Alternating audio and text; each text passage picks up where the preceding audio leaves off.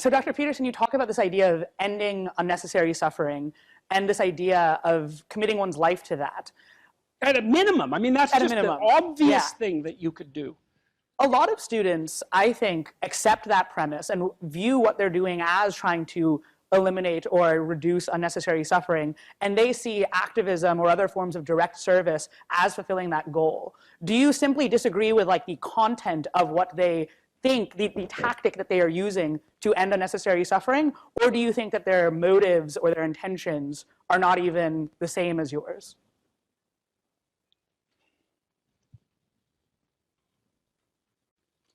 It's too public. You know, there's this old saying from the New Testament about not praying in public, right?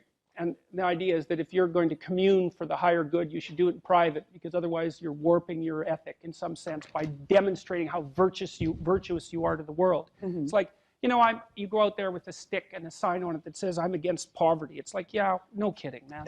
Really. Like, who's for poverty? No one's for poverty. So it's an abdication of responsibility with the mask of social virtue. You want to solve a difficult problem, is you figure out how to get along with your brother, the one you've been fighting with for 5 years, or see if you can staple your family back together. See if you can stop fighting with your girlfriend and have a relationship that lasts for more than 2 weeks. You know, it's like there are things that you should be doing in the confines of your own life that are private and humble, that would constitute genuine accomplishments, and those are the things that you should attend to. And no one's going to come along and say, "Hey, you know, good job, you're changing the world," because it's private, but it's real, and people don't do that. And so no, I don't trust the activist. I don't trust the activist ethos at all.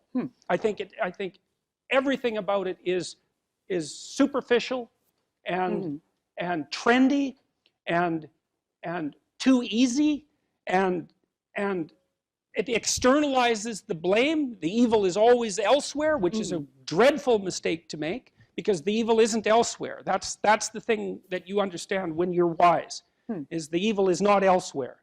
It's you, because you're not everything you could be. And so, you know, you should work on that before going and telling someone else that maybe they're not who they should be. So I think it's, you know, so I don't buy it. It's too easy. It's far too easy, and it's too public. And it's too self-congratulatory. And then there's the murderous, like, Marxist element, which, you know, I'm always often inclined to mention. So certainly, I think you've identified certain causes where the public element of trying to do good, or the self-congratulatory version of trying to do good, could be harmful. But do you think there are cases, for instance, I'm thinking of policy, influencing policy, being a policymaker. It seems like something like that, public policy, could be used to eliminate some unnecessary suffering, but would involve a more public domain, something where you are trying to attract followers, trying to attract praise from other people. Look, if you've established yourself in the world as a credible human being, and people are asking you to enter public service because of your accomplishments, then it's time to do it. Right. But before that, it's a little on the premature side.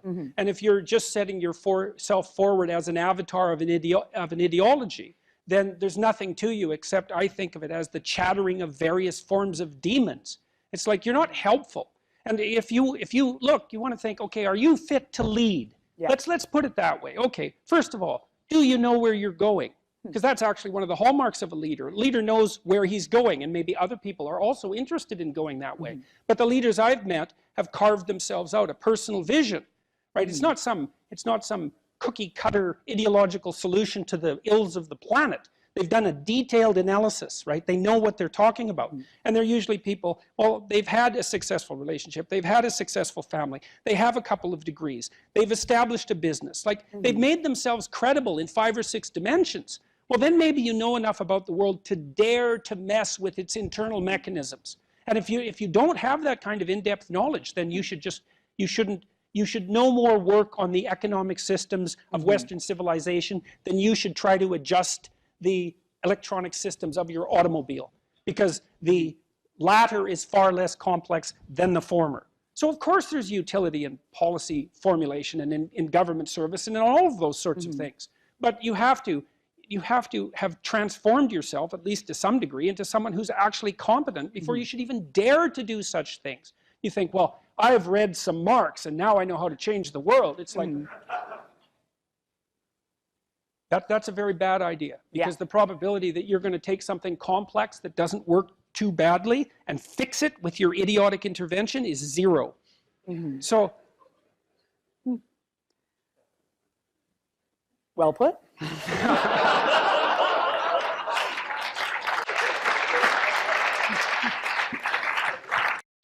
But one of the things that Marx has over John Stuart Mill is that Marx is a social revolutionary, and young people like to think about ways to change the world, right? And that's actually a positive part of their development. It's a stage that the developmental psychologist Jean Piaget called the messianic stage, and he associated that with late adolescence.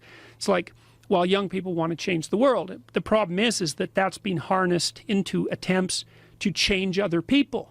But that isn't what you should do. If you want to change the world, you should change yourself. And I don't mean that in some cliched sense. I mean it in the sense that Alexander Solzhenitsyn said when he analyzed the Soviet Union. He said, don't be thinking that the line that divides good from evil runs down a political spectrum or countries or something like that. It runs down right down the middle of your soul.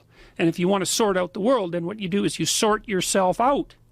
It's a serious business, right? They say it's more difficult to rule yourself than to rule a city. And that's the truth, because you're complicated and there are horrible monsters inside of you that need to be tamed and to be brought into alignment and submission so that you can be a powerful and useful person.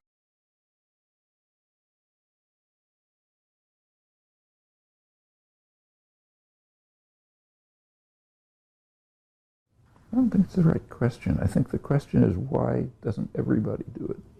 Because I think people would just do it naturally.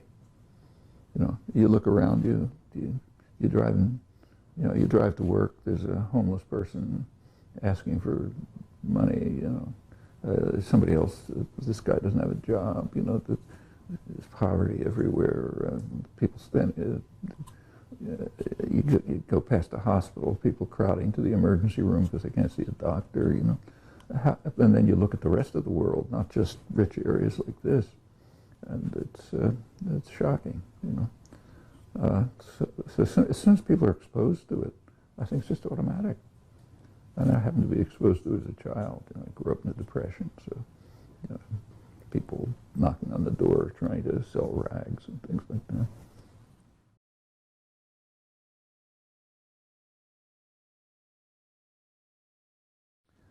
I think kids are ready for it. They just have to pay attention. Most people just don't pay attention, either because they think everything's hopeless. I mean, it's kind of driven into your heads that everything is hopeless. There's nothing you can do. The powers are too great, you know. And in fact, the sense of hopelessness in the country is astonishing. So, for example, if you look at polls, over half the population thinks that Congress ought to be totally thrown out and replaced by your neighbors, you know, they'll do a better job. Approval of Congress is in single digits. Nobody thinks I can do anything about it. It's like these peasants in Brazil, you know, how can somebody like me do anything about it? In fact, you take a look at some of the, you know, say the 9/11 movement, which is kind of interesting. Not the content, but just the phenomenon. You know, the Bush blew up World Trade Center, that kind of thing. It appeals to, I mean, it has a sympathy, at least, of, I forget the numbers, I think it's about a third of the population, a huge part of the population.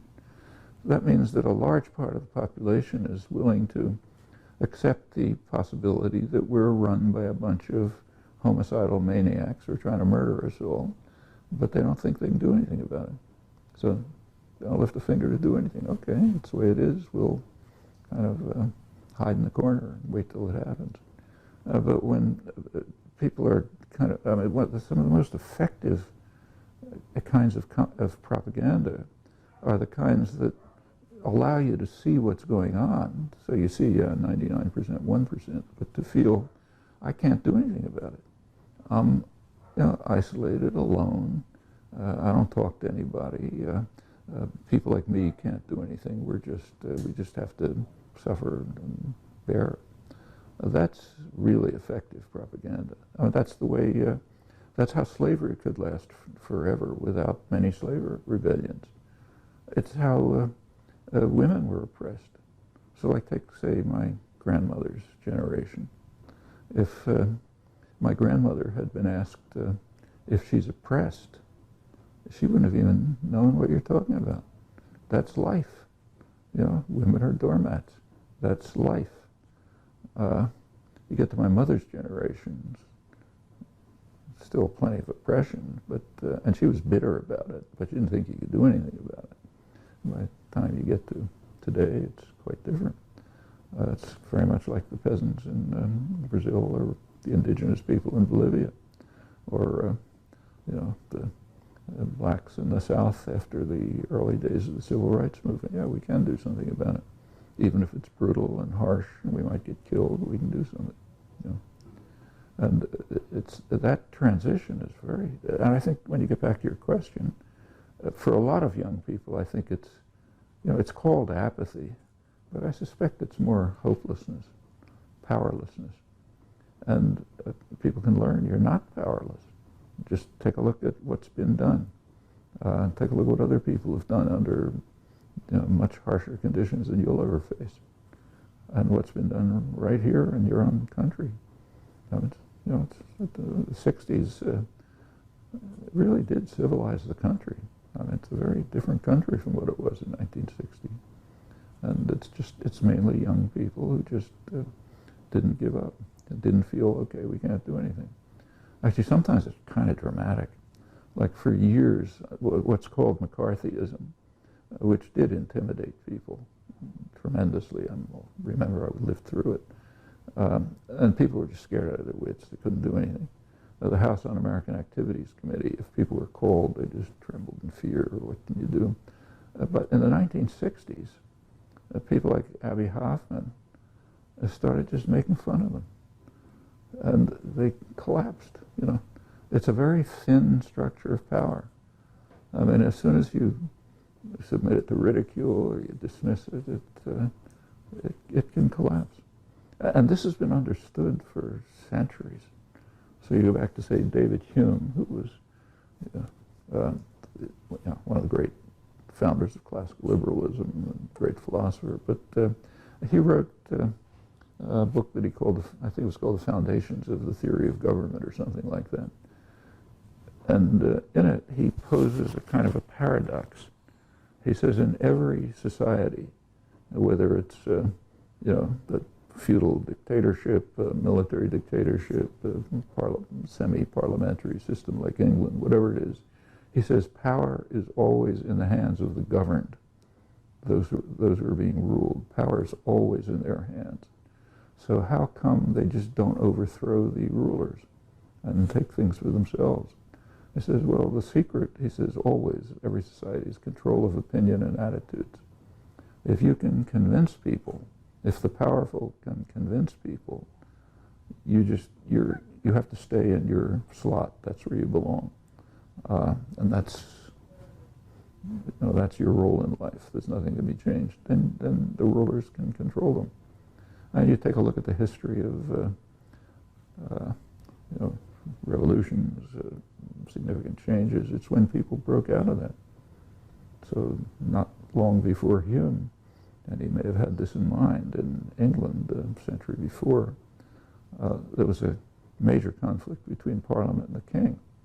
The Parliament is basically the bourgeoisie and, you know, landowners and so on. It wasn't the general population.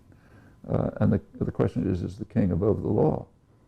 King Charles insisted that he was above the law. The Parliament, led by jurists and others, was saying, no, Magna Carta determined that the king is subject to the law, to that time the nobles, the Parliament.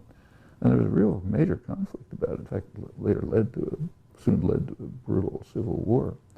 But the Parliament stuck it out and compelled the king to sign something conceding that he was not above the law. It was very, at that time, the king was regarded as a representative of God, and you didn't fiddle around with God. You know, that's serious business. So it was essentially standing up against a kind of divine authority, not our society. That meant something then. And to break through that was very difficult, but they did. That led to constitutional parliament, to a parliamentary monarchy, which is different from feudal monarchy.